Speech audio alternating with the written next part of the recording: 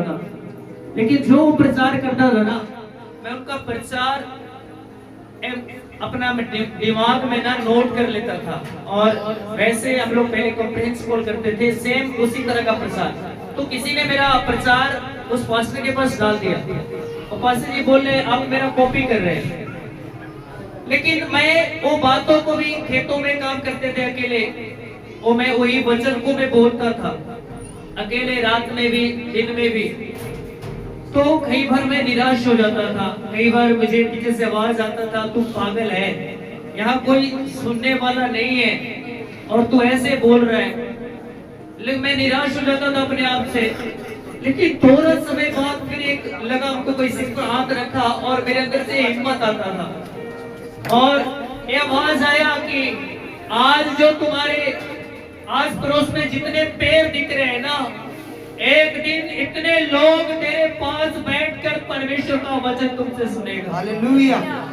और जब उस समय में पंजाब से बाहर घर पे आया, उसी समय एक जगह पर फोन आया था और जब मैं वहां पर गया तो वहां 600 लोग था और पहला प्रचार प्रभु के बारे में इतना लोगों के बीच में 600 लोगों को। हालेलुया। उस समय से मैं पूरा जीवन परमेश्वर को दिया। फिर मैं सेवा शुरू किया। सेवा जब शुरू किया तो 2 महीना बहुत ही मुश्किल हुआ, इतना मुश्किल हुआ। एक दिन मेरा बेटी को पढ़ रही है स्कूल में, सवेरे उनका टिफिन बनाने का समय था तो रोटी बना दिया था, लेकिन भुजिया बनाने में गैस खत्म हो गया। और बिहार में तो देखते हैं हम लोग जलावन भी जलाते हैं, तो मैं ज्यादा जलावन यूज नहीं करता था क्योंकि वो जल्दी खत्म हो जाता है, गैस समय 2-2.5 बजे निकाल देता है। तो गैस खत्म हो गया सुबह। मेरा पत्नी बोला गैस नहीं है, बोला गैस नहीं है तो जलावन है उस पर बना दो, बोला वो भी नहीं, खत्म हो गया। तो वहाँ पर देखते हैं झोपड़ी, एक बना खाना वाला घर में ना एक झोपड़ी तरह बनाया होते हैं, खड़ों की जो है चारों तरफ से दीवार किया होता है। तो मेरी पत्नी उसमें से 2-4 डक्के खींच कर ना वो मेरे बेटे के लिए भुजिया जो है तैयार किया था। मुझे बहुत दुख लगा, मैं जाकर मैं रोने लगा घुटना टेक। मैंने बोला परमेश्वर मैं तेरी सेवा कर रहा हूँ, मैं दूसरा काम भी नहीं करता और आज ये नौबत मेरे बच्चों के लिए हुआ। मैं बोला प्रभु मैं तो रह सकता हूँ 10 दिन भी रह सकता, लेकिन ये बच्चे कैसे रहेंगे? मैं किसी के साथ में हाथ नहीं बढ़ाया, मैं घुटना टेक कर प्रार्थना करता। आज मैं प्रार्थना करके आधा घंटा के बाद उठा, बाहर से किसी भाई ने मेरे गूगल पे 1000 रुपया डाल दिया। हालेलुया। हालेलुया। मैं परमेश्वर को हाथ उठाकर धन्यवाद दिया। मैं उनसे बातें भी नहीं किया था, कुछ भी नहीं किया था। उन्होंने, परमेश्वर ने उनके मनों में डाला उसी दिन, उन्होंने पैसा भेजा, मैं जाकर सिलेंडर लाया। हालेलुया।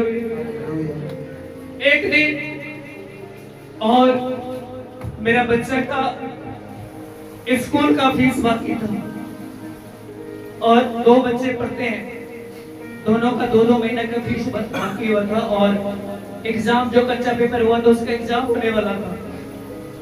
प्रिंसिपल चिट्ठी पर चिट्ठी भेज रहा था, फीस जमा कीजिए। मेरे पास पैसा नहीं था,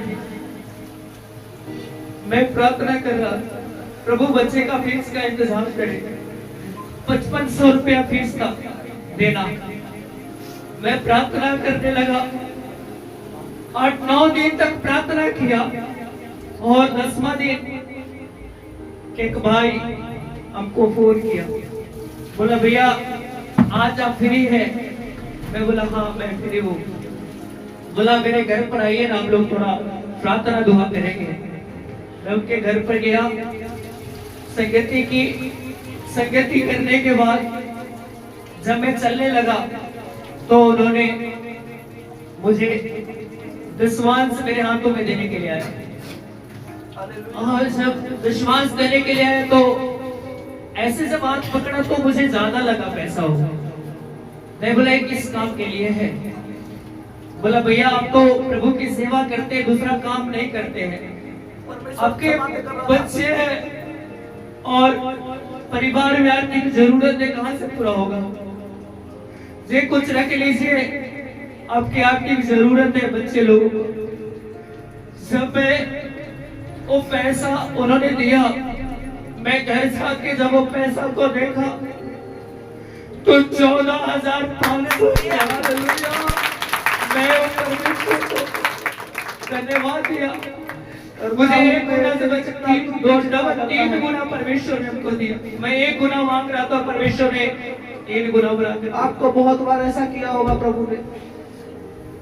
सो हमारा परमेश्वर असंभव को संभव करने वाला है, हमें मांगने से ज्यादा देने वाला परमेश्वर।